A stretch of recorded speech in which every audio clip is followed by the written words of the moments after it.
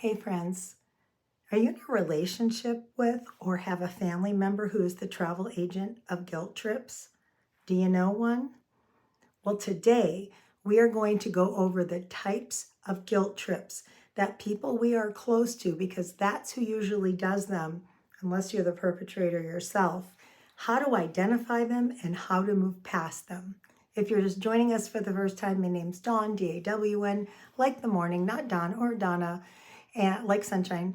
And I'm a behavioral health clinician here sharing tips I have used in my own recovery from life. Because, hey, life is hard and it can beat you up, but we can meet you where you're at and move you forward. So these are just useful tips I hope that you find you can apply to your life every day. Now let's get to the guilt trips. You're probably saying, no, I can't stand guilt trips. Guilt trips are a form of manipulation. People sometimes have asked me, Dawn, is a guilt trip the same as gaslighting? No. Gaslighting is something somebody does to make you doubt your sanity. I didn't say that. I don't know what you mean. To make you start to doubt yourself. A guilt trip is a covert or sometimes non-covert type of manipulation. A guilt trip, and again, these are usually between people we know well, family members, people we're in relationships with.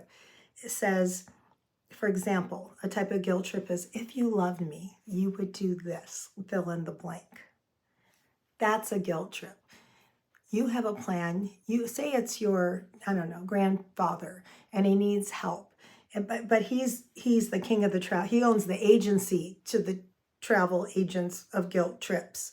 And so he's very good at it, and he wants something done at his house. Build me a pool or a jacuzzi. I don't know, whatever it is, so my aching bones can get a break. But no, no, no. If you want to go horseback riding for yourself first, I'll just take some Tylenol and rub some Bengay on my arms. That's an old topical ointment for pain. For those of you who are saying, what is that, Bengay? Asked somebody in Target for that once, and they looked at me like I was crazy. That's an example of a guilt trip. It's a way of getting things and manipulating you to say what you want is not important. What I want isn't important, and if you loved me, you would do it the way I want to serve me. And then that nice little caveat of the suffering that person will have if you don't comply and bow down to their will. We can be chained to guilt trips for years. We could go to be with the Lord one day having left a trail of guilt trips that we either put on people ourselves because, hey, we do this. We're not perfect. I'm sure everybody watching this right now has done it, but it's probably also happened to you. And then not knowing how to cope in situations, we can easily repeat that pattern. And I'm all about, at the Recovery Lady, breaking those destructive family patterns that we pass down to our children, grandchildren, etc. So the number one type is, if you love me, you'd blank. Think about if you cared about me, if, fill in the word. And then if you could remove yourself emotionally, and if we call that guilt trip language, the interpretation again is, I am more important than you, and you should be doing this to please me. That's the first type.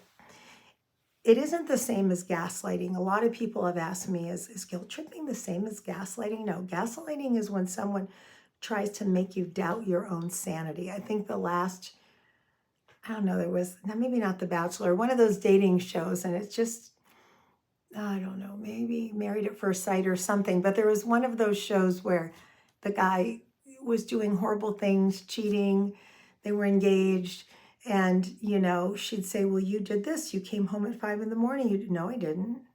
What do you mean? I was just out talking to some friends. And it's that subtlety. That's a whole other episode we can do on gaslighting. Right now we're talking about guilt tripping. The number 2 type of guilt trip is bringing up your past mistakes and using them against you. That's actually an unsafe behavior in any situation. If you share, let me tell you something about emotional intimacy, very different than physical. You can have emotional intimacy with friends, with family members, with your partner, with your loved one. When you share your biggest hurt, I've talked about this in one of my very first episodes, with somebody and they use that against you later, like, what would you know?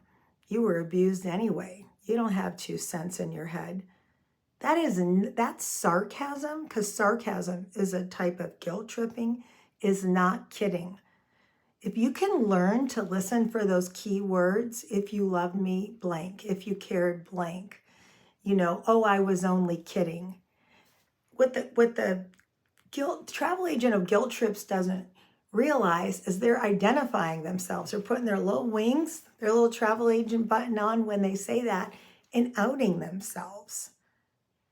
Those are words that label it. If anybody uses your past mistakes against you, especially things that were vulnerable that you shared with them, that is a guilt trip. Because what often happens is you're not bowing down to what they want. You're not complying with their need. So when they pull out the big guilt trip gun, the 747, Learjet, whatever the fast one is now, Elon Musk probably has one. They bring out the big gun. You're not kowtowing down to the guilt trip, so they start bringing up the past to remind you how unworthy you are and how important it is you serve them. That's what's happening with guilt tripping. Let me give you another one. Silent treatment, passive aggression. Yeah, that's fine. I guess if you want to do that, whatever, that kind of thing. And you see people going, hey, are you mad at me? You're kind of quiet, stonewalling somebody. We never do that. I've mentioned this before, because that's discounting, meaning pretending like somebody's not there. That can be a guilt trip thing. Are you mad at me? No, I'm fine. What's wrong? Nothing. You think about this. When you hear people, if it's easier to think of it outside of yourself on TV shows. Hey, what's wrong? You're not talking to me. If you don't know, I'm not going to tell you. That's a guilt trip. And again, the message being you are bad. You are not worthy. Because you don't have osmosis, meaning you can't read my mind and know that you triggered me from something that happened when I was 15 years old. It's this, expecting this to be known. That is a form of guilt tripping. It is manipulative. Guilt trips are to manipulate you. And when we allow ourselves to get manipulated, what happens is you give a little piece of yourself away, a little piece of yourself away. It's easier to just do it than fight. I'm a peacemaker. I don't want to fight.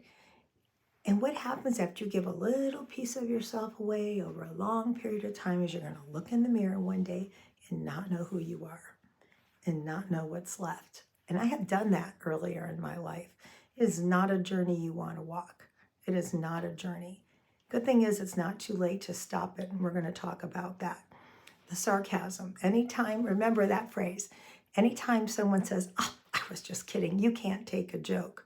And maybe some other, usually it's a nice big family system. Somebody uses a sarcastic jab, and that's the family communication style. Oh, we do it out of love.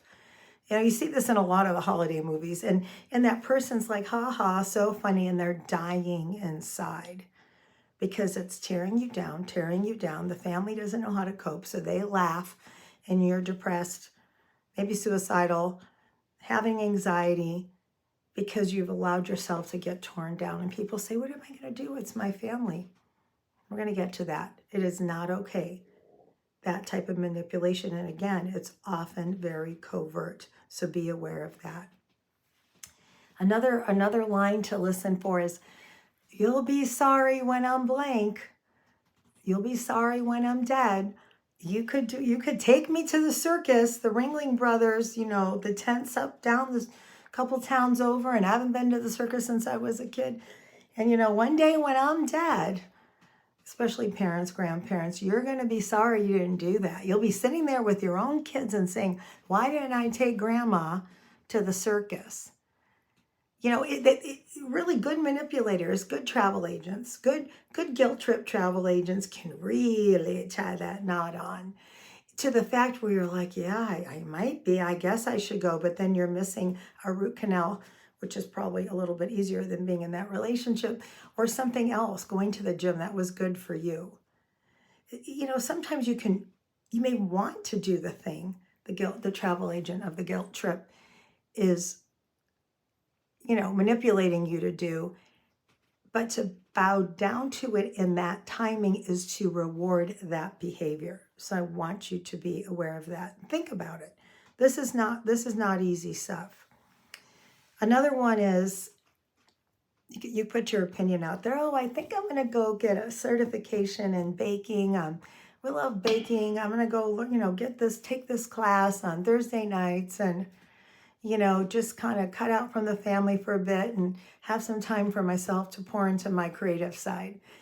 Say that hypothetically, it could be anything. You say that, and the travel agent of the guilt trip says, well, if you want to do that, if you think that's a good use of your time when Bobby and Tommy are failing math and I don't know math and you could teach them math, or, there's world hunger and you could be at the soup kitchen, at the food pantry and helping people get food, but you think you're going to take your first world issue and go do that.